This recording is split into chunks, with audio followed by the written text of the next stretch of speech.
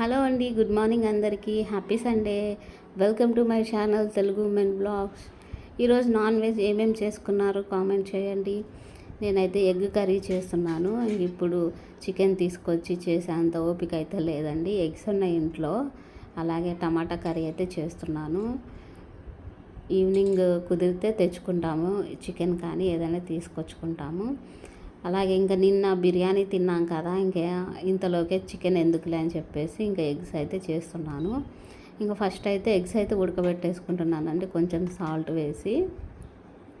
ఇవి ఉడికేలోపు టమాటాలు అలాగే ఉల్లిపాయలు కూడా కట్ చేసేసుకుంటాను. ఇవి ఉడికిన తర్వాత ఇక వెంటనే కర్రీ అయితే చేసేస్తా. ఒక పక్కన రైస్ కూడా పెడతాను.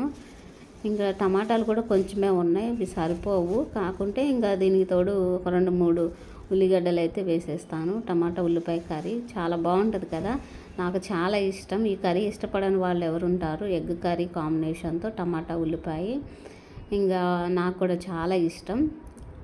ఇంకా తాలింపు ఏమి వేయకుండా మొత్తం కలిపేసి పెట్టేస్తానండి. అలా టేస్ట్ ఇంకా బాగుంటుంది. మా అమ్మ అయితే ఎప్పుడు కూడా వంటలు చేసేటప్పుడు ఎక్కువ శాతం ఇలా కలిపేసే పెట్టేసేదండి. టేస్ట్ అయితే సూపర్ ఉంటుంది. కాస్త వాటర్ వేసేసి ఉడకబెట్టుకుంటే చాలా బాగుంటుంది.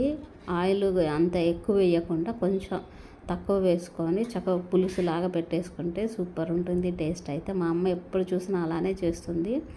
ఏదైనా చికెన్ కర్రీస్ కానీ ఏదైనా చేపలు ఇలాంటివి ఉన్నప్పుడే కాస్త తాలింపు వేసి చేసేది. మిగతా వెజిటేబుల్ కర్రీ చేసేటప్పుడు ఏదైనా సరే కలిపేసి పెట్టేస్తుంది.